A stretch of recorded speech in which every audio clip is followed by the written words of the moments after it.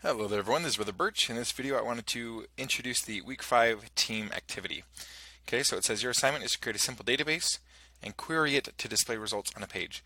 So this is something that we did last week. Okay, shouldn't be anything new here. If we look, I have for our team activity, I had my create SQL.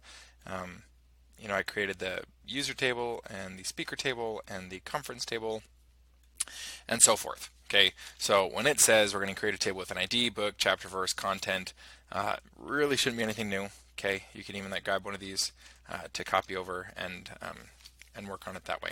Okay, so after that, you have to insert some data into it. All right, we also did that last week. I separated my code out a little bit, but here's what my insert statements look like. Okay, for whatever table I'm putting it into, I match all the columns and I insert specific data into those columns. Okay. So insert these scriptures into your database.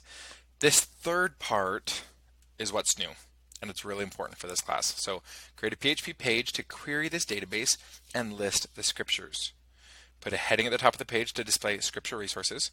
Then for each scripture, display the book, chapter, and verse in bold, followed by a hyphen and then the content of the scripture in quotes.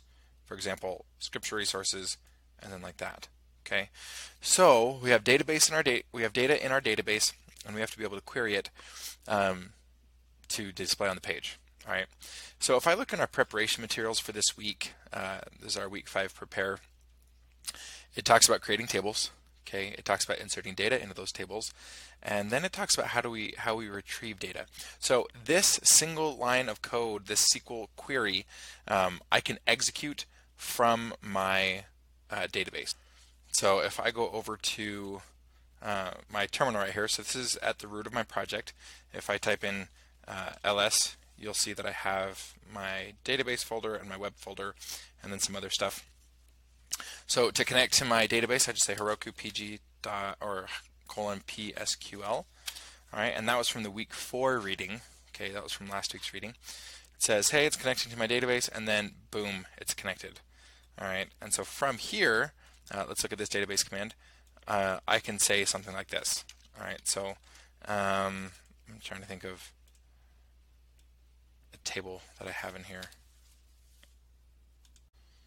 Okay, well, it looks like I have note right here, so I'll just copy that. Note. All right, and then it shows, all the stuff that I inserted into that table. It shows my columns here and different things like that. So, and I can use the same place to insert new data and execute any database command that I want. All right.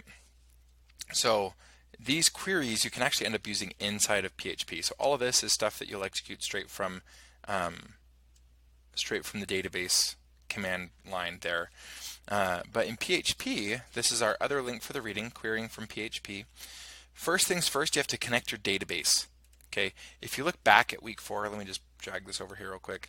It goes over not only how to create your database, but how to see the URL and other information that it has.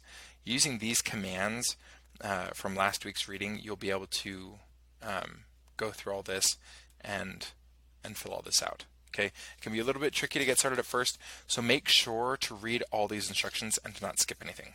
Okay, but once you have this set up, then you can actually start executing code. Okay, and so it goes through all these instructions, and then in here I can say for each, and then I can actually make a query in here. Okay, db, which is a variable that I already set up here, and then I can do any type of SQL query or insert or anything like that, and then I can get data back from that and display it on the page. Okay, so I would encourage you to review stuff from week 4 to get information about your database and information on how to create and update databases and things like that, and then start messing around with this stuff right here. Okay, let me see if there's anything else. So I think that's pretty much it. I'll go over this in the walkthrough assignment or walkthrough video, but I hope that this is helpful in at least getting started.